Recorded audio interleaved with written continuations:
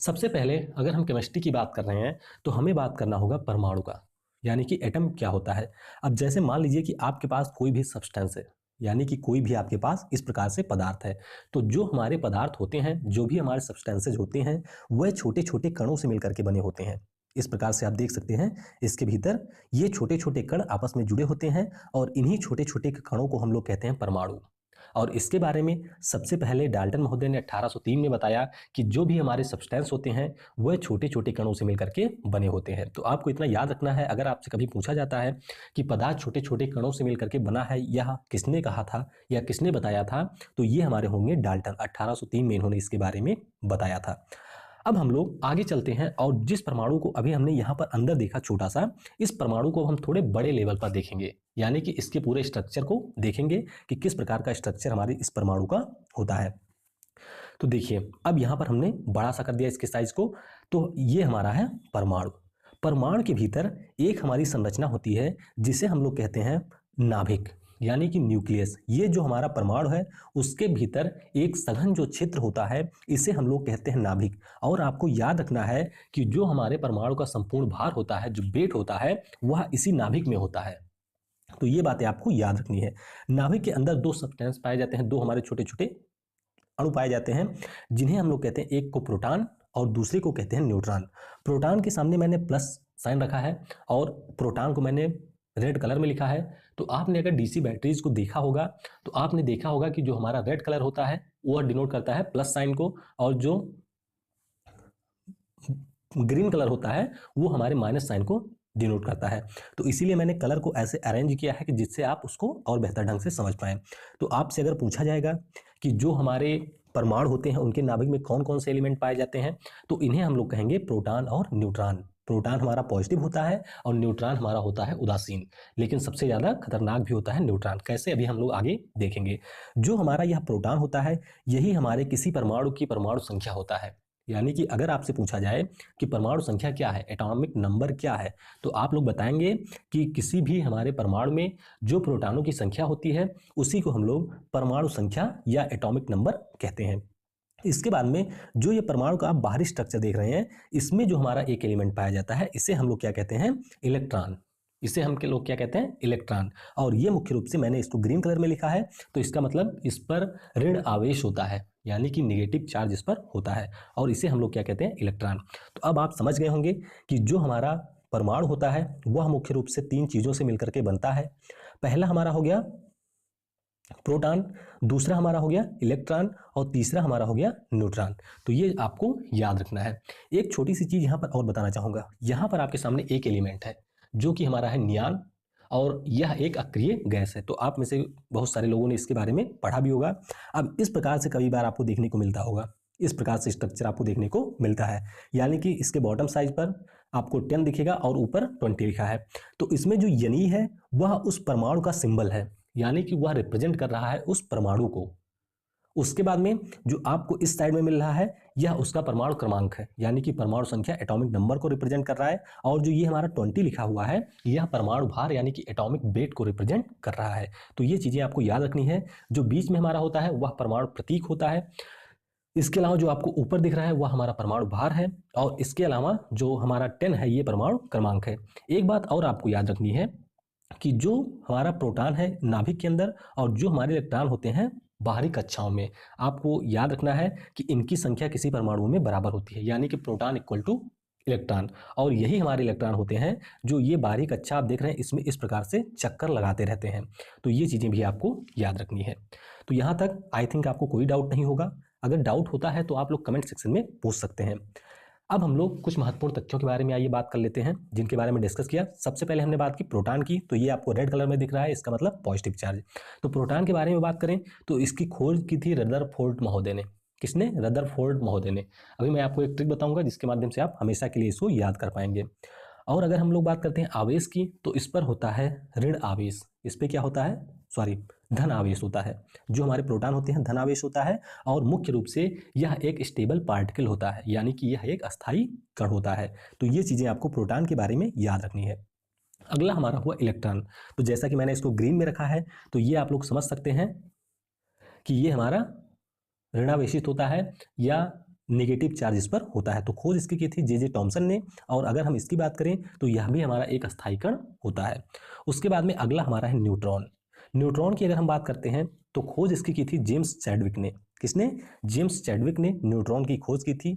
आवेश की अगर बात करते हैं तो इस पर आवेश उदासीन होता है, यानी कि इस पर कोई चार्ज नहीं होता है। ये आपको याद रखना है। प्रोटॉन हमारा होता है पॉजिटिव, इलेक्ट्रॉन हमारा होता है नेगेटिव, और अगर हम बात करते हैं न्यूट्रॉन की तो ये हमारा होता है उदासीन, और यह एक अस्थायी कण होता है। तो ये चीज़ें आपको याद रखनी है। चलिए अब हम लोग इनके खोजकर्ताओं के बारे में जानते हैं थोड़ा ट्रिक के माध्यम से। ये ट्रिक हम लोग बचपन से ही पढ़ते हैं, हमारे स्कूल में भी ये ट्रिक पढ़ाया जाता है। तो आइए देखते हैं। ये हमारी है एक ईंट, और ये जो आपको व्यक्ति दिख रहे हैं ये व्लादिमीर पुतिन है, रूस के राष्ट्रपति। तो ये क्या करें, इन्होंने एक ईंट देखा, बहुत भारी सी ईंट। तो ये देख करके इसको बहुत ज़्यादा खुश हुए, और जब बहुत ज़्यादा खुश हुए तो ये कूद करके आए इस ईंट पर और लगे यहाँ पर नाचने। तो इसे क्या कहेंगे, ईंटा पर नाचे या ईंट पर नाचे। तो यहीं से हमारी ट्रिक आती है, ईंटा पर नाचे। तो ईंटा यानी कि ईंट से, ई से हमारा होता है यहाँ पर इलेक्ट्रॉन। ई से हमारा क्या होता है, इलेक्ट्रॉन। उसके बाद में टा है, तो टा से मतलब क्या हो गया, टॉमसन। अब देखिए ये ट्रिक आप कभी नहीं भूलेंगे। उसके बाद में पर में, पा से हमारा होता है प्रोटॉन, और रा से हमारा होता है रदरफोर्ड। क्या होता है, रदरफोर्ड। ना से हमारा हो गया न्यूट्रॉन, और उसके बाद में जो हमारा चे है, इसको चय भी कर सकते हैं, ना चय कर सकते हैं। तो इससे हमारे होते हैं चैडविक। तो यहाँ पर आपको क्लियर हुआ होगा, इलेक्ट्रॉन की खोज की थी टॉमसन ने, प्रोटॉन की खोज की थी रदरफोर्ड ने, और न्यूट्रॉन की खोज की थी चैडविक ने। तो यहाँ तक आपने समझ लिया होगा। अब चलते हैं कुछ और चीज़ों के बारे में बात करते हैं। एक हमारी क्रिया होती है जिसे हम लोग कहते हैं नाभिकीय संलयन। जिसे हम लोग क्या कहते हैं, नाभिकीय संलयन। तो आइए देखते हैं। नाभिकीय संलयन में जब हमारे दो छोटे नाभिक वाले परमाणु मिलकर के आपस में रिएक्शन करते हैं तो इससे एक हमारे बड़े परमाणु का निर्माण होता है। लेकिन आपको यह ध्यान रखना है कि इसमें जो ताप होता है वह अत्यधिक मात्रा में चाहिए, और साथ ही साथ इसमें बहुत सारी विशाल मात्रा में ऊर्जा निकलती है। नाभिकीय संलयन, संलयन का मतलब होता है जुड़ना। आपको ये याद रखना है, संलयन का मतलब होता है जुड़ना। तो जब भी आपसे पूछा जाए नाभिकीय संलयन के बारे में तो आपको याद होना चाहिए कि संलयन का मतलब होता है जुड़ना। तो ये हमारी क्रिया कहलाती है न्यूक्लियर फिजन या नाभिकीय संलयन।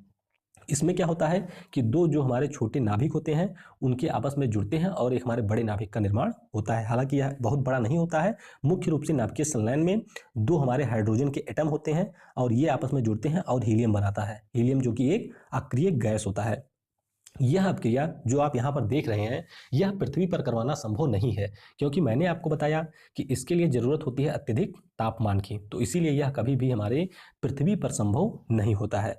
मुख्य रूप से अगर हम बात करते हैं नाभिकीय संलयन अभिक्रिया की, तो यह जो नाभिकीय संलयन की अभिक्रिया है यह सूर्य के भीतर होती है। सूर्य मतलब कि एक हमारा तारा। तो जितने भी आप तारे देखते हैं, तारे आपको अक्सर टिमटिमाते हुए दिखाई देंगे, यानी कि रात में वो चमकते हुए दिखाई देते हैं। यह सूर्य का प्रकाश हमें जो प्राप्त होता है यह मुख्य रूप से इसी नाभिकीय संलयन अभिक्रिया के द्वारा जो हमें गर्मी उसके अंदर उत्पन्न होती है या जो प्रकाश व तापमान उत्पन्न होता है वही हमें पृथ्वी पर प्राप्त होता है। तो इससे आप अंदाजा लगा सकते हैं कि नाभिकीय संलयन में कितनी विशाल मात्रा में ऊर्जा और प्रकाश उत्पन्न होता है। मुख्य रूप से जब हम लोग भूगोल के अंतर्गत तारों के बारे में बात करेंगे तो मैं वहां पर आपको डिटेल में बताऊंगा कि तारे का निर्माण किस प्रकार से होता है, किस प्रकार से तारा जन्म लेता है और किस प्रकार से इसकी मृत्यु होती है। तो वह भी एक बहुत ही इंटरेस्टिंग टाइप की कहानी है। जब मैं आपको कभी बताऊंगा तो आपको उसको भी पढ़ने में मजा आएगा। तो आपने समझ लिया नाभिकीय संलयन को। अब हम लोगों ने बात की थी न्यूट्रॉन की, और मैंने आपको बताया था कि यह काफ़ी ज़्यादा खतरनाक होता है। तो न्यूट्रॉन को समझने के लिए आइए हम लोग समझते हैं नाभिकीय विखंडन। अब यहाँ पर क्या हमारा है, विखंडन। तो विखंडन की क्रिया को हम लोग समझते हैं। जैसे कि ये हमारा यहाँ पर एक हो गया नाभिक, जो कि किसका नाभिक है, यूरेनियम 92 235 का। यूरेनियम हमारा एक रेडियो एक्टिव एलिमेंट है। रेडियो एक्टिवता में इसके बारे में और हम लोग पढ़ेंगे। और ये हमारा है इसका एक नाभिक। होता क्या है, अब जो यूरेनियम का एक नाभिक है इसके ऊपर हम लोग न्यूट्रॉनों से हमला करते हैं। किससे, न्यूट्रॉनों से। इस प्रकार से हम लोग हमला करते हैं। इसके नाभिक पर क्या हो करेंगे, न्यूट्रॉन लेंगे, फिर इससे हम लोग इसके नाभिक पर हमला करेंगे। फिर क्या करेंगे, न्यूट्रॉन लेंगे, फिर इसके ऊपर हम लोग इस प्रकार से हमला करेंगे। तो होता क्या है कि जब इस प्रकार से हम लोग न्यूट्रॉनों की बौछार करते हैं यूरेनियम के नाभिक पर, तो यह दो छोटे छोटे नाभिकों में टूट जाता है। कितने में, दो छोटे छोटे नाभिकों में टूट जाता है। एक हमारा जैसे आपने ऊपर देखा और एक हमारा हो गया नीचे। इसके साथ साथ इसमें 3 अन्य न्यूट्रॉन भी निकलते हैं। इसमें क्या होता है कि 3 अन्य न्यूट्रॉन भी निकलते हैं और साथ ही साथ इसमें अपार मात्रा में ऊर्जा भी निकलती है। अब यहाँ पर जो आपके पास 3 न्यूट्रॉन है, इन तीनों न्यूट्रॉनों को हम लोग नियंत्रित कर सकते हैं या फिर ये अनियंत्रित होते हैं। तो जब ये अनियंत्रित होती है तो इसे हम लोग अनकंट्रोल्ड चेन रिएक्शन कहते हैं, और जब ये नियंत्रित होती है तो इसे हम लोग कंट्रोल्ड चेन रिएक्शन कहते हैं। अब देखिए होता क्या है कि जैसे यहाँ पर न्यूट्रॉन आए, ये टूटा, फिर यहाँ से जो न्यूट्रॉन निकलेंगे ये अगले यूरेनियम पर हमला करेंगे, तो इस प्रकार से पूरी चैन में ये अभिक्रिया चलती रहती है। तो इसीलिए इसे हम लोग नियंत्रित श्रृंखला अभिक्रिया या अनियंत्रित श्रृंखला अभिक्रिया कहते हैं। अब यह नियंत्रण और अनियंत्रण किस प्रकार से होता है, आइए इसको हम लोग दूसरे स्लाइड में समझते हैं। हमने आपको दिखाया था कि हमें प्राप्त हुए थे बाद में 3 न्यूट्रॉन। तो यहाँ पर ये तीनों न्यूट्रॉन अगर हमने इन पर नियंत्रण नहीं किया तो ये तीनों न्यूट्रॉन आगे बढ़ेंगे और इसी अनियंत्रित क्रिया के परिणाम स्वरूप हमारे परमाणु बम का निर्माण होता है। अभी मैं आपको आगे डिटेल में बताऊंगा। इतना आपको याद रखना है कि जब यह जो क्रिया है यह अनियंत्रित हो जाती है तो इससे परमाणु बम का निर्माण किया जाता है। उसके बाद में यहाँ पर हम लोग कुछ मंदक का यूज करते हैं, मंदक मॉडरेटर का यूज करते हैं, और ये हमारे न्यूट्रॉनों को अवशोषित कर लेते हैं। यानी कि जो हमारा 3 न्यूट्रॉन यहाँ पर आपको दिख रहा था वो अब जा करके केवल 1 न्यूट्रॉन है, वो केवल 1 न्यूट्रॉन है। तो जिस प्रकार से 1 न्यूट्रॉन शुरू में आ रहा था उसी प्रकार से 1 न्यूट्रॉन आते जाएंगे, बाकी को हम लोग अवशोषित करते जाएंगे। तो इस प्रकार की अपक्रिया हमारी नियंत्रित अपक्रिया होती है, और इसका उपयोग हम लोग नाभिकीय भट्ठी में करते हैं, जो हमारी नाभिकीय भट्ठी होती है जिसके माध्यम से हम लोग बिजली का उत्पादन करते हैं। अब जो यहाँ पर हमारे मंदक होते हैं इनमें हम लोग भारी जल का उपयोग करते हैं, ग्रेफाइट की छड़ का या कैडमियम व बोरान की छड़ का उपयोग करते हैं। तो ये चीज़ें भी आपको याद रखनी है। पूछा जाता है कि मंदक के रूप में हम लोग किसका प्रयोग करते हैं, तो मंदक के रूप में भारी जल हमारा हो गया, ग्रेफाइट हो गया, कैडमियम की छड़ हो गई या बोरान की छड़ हो गई, इन सब का उपयोग करते हैं। कैसे ये काम करता है आइए हम लोग इसको समझते हैं। तो परमाणु भट्ठी की अगर हम लोग बात करें तो परमाणु भट्ठी का मुख्य रूप से उपयोग किया जाता है, जो हमारी तापीय ऊर्जा होती है उसको हम लोग बदलते हैं विद्युत ऊर्जा में। किसमें? विद्युत ऊर्जा में।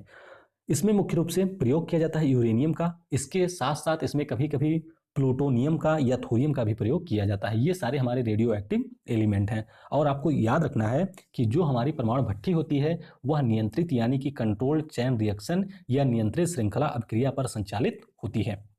आइए मैं आपको बताता हूँ। यहाँ पर आपके सामने है एक परमाणु भट्ठी, और इस परमाणु भट्ठी में जब आपने पहली बमबारी की तो उसके बाद में 3 न्यूट्रॉन निकले, जैसा कि मैंने आपको पहले बताया था। और यहाँ पर आपने क्या किया है, एक मिनट रुक जाइए, यहाँ पर हमारा है यूरेनियम, यहाँ पर हमारा क्या है, यूरेनियम का नाभिक। ऊपर से हमने लगाया हुआ है एक छड़, ऊपर से हमने क्या किया, एक छड़ लगाया है जिसे हम लोग मंदक कहते हैं, या कैडमियम की हो सकती है या बोरान की हो सकती है या ग्रेफाइट की हो सकती है। तो हमने क्या किया कि जब 3 न्यूट्रॉन यहाँ पर निकलेंगे तो हम इस छड़ को इस भट्ठी में अंदर डाल देंगे। इस प्रकार से इसको हम अंदर डाल देंगे। अब यहाँ पर जो पहला न्यूट्रॉन है यह जाकर के छड़ से टकराएगा और छड़ इसको अवशोषित कर लेगा। उसी प्रकार से दूसरा न्यूट्रॉन जाकर के इससे टकराएगा और छड़ इसको अवशोषित कर लेगा। अब आपके पास में बचा है केवल 1 न्यूट्रॉन, छड़ को हम लोग पुनः कर देंगे बाहर, और यह न्यूट्रॉन इसमें आकर के टकराएगा तो केवल एक ही न्यूट्रॉन की अपक्रिया होती रहेगी, और इस अपक्रिया पर पूरी तरीके से हमारा नियंत्रण है, तो इससे किसी भी प्रकार का नुकसान नहीं होगा। बाद में इससे हमारा जल गर्म होता है और उसके भाप के माध्यम से हम लोग टरबाइन को घुमाते हैं जिससे बिजली का उत्पादन होता है। तो ये आपने परमाणु भट्ठी को समझा, आई थिंक आपको क्लियर हुआ होगा। इसमें एक टर्म और पूछा जाता है कि शीतलक यानी कि कूलेंट के रूप में किसका प्रयोग करते हैं। अब जैसा कि मैंने आपको बताया कि इस अभिक्रिया में काफ़ी ज़्यादा तापमान उत्पन्न होता है, तो इसीलिए हमें ज़रूरत होती है कि हम एक शीतलक यानी कि कूलेंट का भी प्रयोग करें। तो कूलेंट के रूप में मुख्य रूप से भारी जल का प्रयोग किया जाता है या पिघले हुए सोडियम यानी कि मोल्टन सोडियम का प्रयोग भी किया जाता है। तो आपको ये याद रखना है कि जो भारी जल हमारा यहाँ पर शीतलक के रूप में उपयोग हुआ है, इसका उपयोग हम लोग मंदक के रूप में भी करते हैं। मुख्य रूप से इनका काम होता है कि जो हमारे बचे हुए न्यूट्रॉन हैं उनको अवशोषित करवा दिया जाए। तो ये चीज़ें आपको याद रखनी है। अब हमने यहाँ तक बात कर ली, अब हमने बात की नियंत्रित की। अब आइए समझते हैं अनियंत्रित जो चयन अभिक्रिया होती है। तो यहाँ पर हम बात करें तो इसमें मुख्य रूप से यूरेनियम 235 और यूरेनियम 238 का प्रयोग किया जाता है। इसका उपयोग जो हमारे परमाणु बम होते हैं उनको बनाने में किया जाता है, और यह अनियंत्रित चयन अभिक्रिया होती है। आइए देखते हैं। मान लीजिए कि ये हमारा एक परमाणु बम हुआ। अब ये जब परमाणु बम हुआ इसमें 3 न्यूट्रॉन जो शुरू में निकले थे, अब ये इसके अलावा यहाँ पर 3 यूरेनियम के नाभिक हो गए। तो ये तीनों न्यूट्रॉन क्या करेंगे, जा करके इससे टकराएंगे। क्या करेंगे, ये जाकर के इससे टकराएंगे, और इसी प्रकार से ये जो अभिक्रिया है आगे बढ़ती रहेगी। तो भीषण मात्रा में तापमान उत्पन्न होगा, और यही न्यूट्रॉन जब हमारे शरीर में आकर के गुजरते हैं या जो यहाँ से किरणें निकलती हैं वो हमारे शरीर में जाती हैं तो बहुत ज़्यादा नुकसानदायक होती हैं। तो इस वीडियो में फिलहाल के लिए इतना ही। उम्मीद करता हूं कि आपको वीडियो पसंद आया होगा और जो चीज़ें मैंने आपको बताई हैं वही चीज़ें आपको समझ में आई हैं। तो आप लोग कमेंट सेक्शन में ज़रूर बताइएगा कि आपको वीडियो कैसा लगा। आपके फीडबैक की मुझे हमेशा प्रतीक्षा रहती है और मैं आप सभी लोगों के कमेंट को पढ़ता हूँ, चाहे उसके लिए मुझे अलग से आधे घंटे 1 घंटे का टाइम निकालना पड़े। और मैं कोशिश करता हूँ कि आपकी जो भी क्वेरी हो उसको मैं अपने स्तर से सॉल्व कर रही और आपके डाउट को दूर कर सकूं। तो इस वीडियो को समय दिया उसके लिए आप सभी को बहुत बहुत धन्यवाद। Thanks for listening. जय हिंद, जय भारत। पढ़ेगा भारत तो बढ़ेगा भारत।